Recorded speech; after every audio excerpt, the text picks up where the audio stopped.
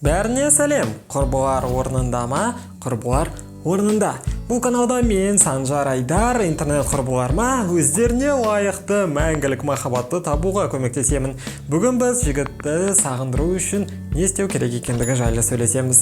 Демек осы видео жігіті бар қыздарға да және өз қандыдасын іздеп жүрген аруларға да пайдалы болмақ. Осы уақытқа дейін түсінгеніңде сен жігітпен ара қатынаста болсаң да, сендер 100% уақыт бірге бола алмайсыңдар. Сол үшін көбінесе ара қатынаста сендердің бірге болған кездеріндегі сезімдерің емес, оның сенен алшақ болғандағы өзін сезінуі маңызды болып келеді. Толығырақ айтатын болсам, екеуің екі жақта жүріп, жігітке оның менен алшақтағандығы қандай жақсы болды деген ой келсе, онда маған сенсеңдер, сендердің ара қатынастарың алысқа бармайды деген сөз. Ал керісінше, сен жігіттің қасында болмаған кезде, оның ойы тек сен соншалықты әдемісің деген болып, тағы да кішкене болсын 5 минутқа қалуыңды өтінсе, онда мен сені құттықтаймын. Жігіттің сенде сезімі бар. Туралы солай жігіттің есін тандырып, оның ойынан бір сәтке де шықпау үшін мен саған арнап 5 стратегия дайындадым. Дайынсың ба? Онда кеттік.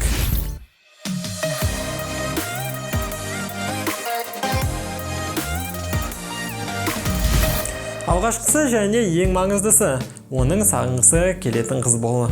Осы кезде сендер беретін кеңес тауыпсың, саған 5 деген баға қоямыз. Бірақ мен айтайын, бұл жерде барлығы жеңіл емес. Маған барлығын түсіндіруге мүмкіндік беріңдер. Біле білсеңдер, негізі адамдар өте қарапайым болып келеді. Біз не рахаттануды қалаймыз, не аурудан қашамыз. Ол сенімен бірге уақыт өткізгенде жігітке бәрі ұнап жатса, сендер бірге көңіл көтеріп, бір жолылық сезімі пайда болып, бір-бірлеріңе мақтау сөз айтсаңдар, жігіт оны келесіде де қалайтын болады. Ал керісінше, егер сен оған қайта-қайта шағымданып, әрдайым оның қанын ішіп, себепсіз қызғана беретін болсаң, онда әрине бұл жігітке ұнай қоймас. Және ол барынша сенен қашқақтайтын болады. Бұл номер 1 пункт. Оның сағынғысы келетін қыз болу керексің. Сонда ғана ол сенен тек позитивті эмоциялар алатын болады. Екінші, оған бос кеңістік қалдыр. Бұл сөйлемде кезекті клише сияқты байқалуы мүмкін. Бірақ менің таныстарым мен олардың екінші жартылар арасында байқаған қызық нәрсем бар. Бұл жігіттерге қыздарға қарағанда бос кеңістіктің көбірек керек екені. Жігітке саған бәрібір болмаса да, жігіт сені ұнатып қалса да, сендер тәулігіне 24 сағат, аптасына 7 күн бірге бола алмайсыңдар.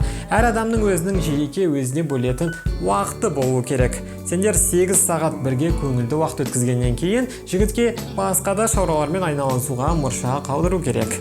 Жоқ, ол сені жақсы көрмейді деген сөз емес. Оған жай ғана демалуға мүмкіндік бер. Немесе сенде қазір бос уақытының барлығын онымен бірге өткізгің келетін сәт туындаған шығар. Артық уақыт саған керек те емес. Иә, түсінемін. Менде де ондай болды. Демек, қазір сен өзіңе ләззат алып келетін істіңді табуың керексің. Мүмкін бұл жаңа хобби болар.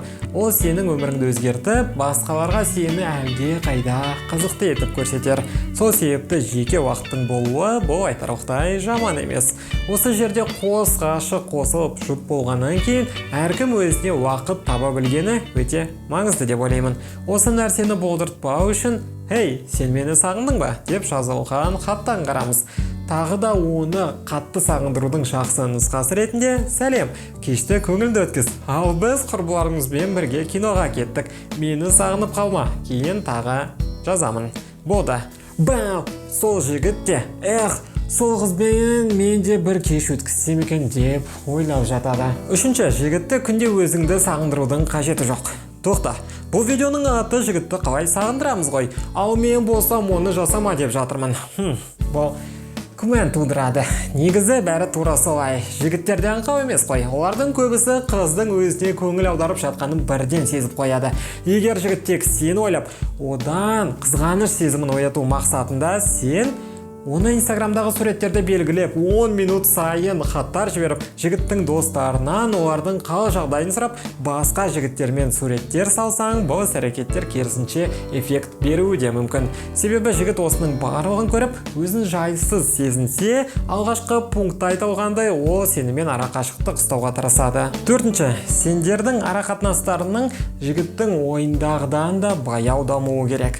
Сонымен елестетейік, сендер бірінші кездесуге бардыңдар, барлығы ойдағыдай өтті, сендер өте көңілді уақыт өткіздіңдер, және осы жерде бұл кездесуді тәмамдау керек. Қайтадан бірінші пунктті еске түсіреміз. Жігітке сенімен уақыт өткізген ұнайды, ол ләззат алады. Сосын кездесу аяқталарда жігіт оны тағы да қалайды. Тура осы жерден бастап ол сені сағына бастайды. Және керісінше, сен оған қажеттінің барлығын бірден беретін болсаң, жігіттің сендегі қызығушылығы төмен түсіп кетуі әбден мүмкін. Сен оған сағынуға мүмкіндік бермедің, және ол сәйкесінше сағынбады. Бар қызықтар бірден белгілі болып, жігітке ары қарай сені тану қызық емес болады. Мүмкін сендерде келесі жағдай болған. Жігітпен көңілді уақыт өткізгеннен кейін, хоба, жігіт те жоқ. Мүлдем ешнәрсе жазбайды да. Неге екені белгісіз болса, оның саған қызығушылығы қалмады. Сен алғашқы этапта оған тым көп нәрсе беріп қойдың. Тым көп. Жігіт басқа қаламайды да. Кейбір қыздар алғашында бәріне келісе берген жөн деп ойлайды. Бәрі онсыз да жақсы дамып келе жатыр. Оны тоқтатып не істейміз дегендей. Бірақ жоқ. Сендерге олай асығудың қажеті жоқ. Сендерге бір-біріңді танып үлгеру үшін уақыт керек. Егер сендер әлі толық таныс болмай, аптасына 7 күн кездесетін болсаңдар, бұл ұшқын үлкен нәрсеге айналып, шаршатуы мүмкін. Біз оны әрине қаламаймыз. Сол себепті ара-қатынас жігіт ойлағаннан да баяу дамуы керек. Пункт номер 5. Әңгімелескенде бар қызықты соңына дейін айтып қойма. Түрлі киноларға трейлерлер шығарылғанда олар фильмнің немен аяқталатынын көрсетпеуге тырысады. Бар құпияны көрсетпей, көрермендерді қызықтырып қояды. Ал керісінше, барлық спойлерлерді көрсетіп қойса, не болады екен? Онда киноға ешкім бармаушы еді. Тура осыны ара-қатынасқа да қолдануға болады. Барлық нәрсені бірден айтпа, сонда жігіт сені көруге әрдайым асық болады. Ал біз болсақ оны бірнеше кездесулерге созып қоямыз. Сонда ол бізді одан да қаттырақ сағынатын болады. Бұған мен толықтай гарантия бере аламын. Ал бүгінге осы айтылған кеңестер пайдалы болып, видео саған ұнады деген ойдамын. Сол себепті тез лайк басып, өз пікіріңді төменге жаз. Бұл тақырып жайында көбірек ақпарат бөлгің келсе, дәл қазір менің төмендегі инстаграмыма кірсең болады. Жаңа видеолардан қорғалмау үшін каналға тіркелуді ұмытпа. Сенімен бүгін болған мен Санжар Айдар. Келесі видеоларда көріскенше.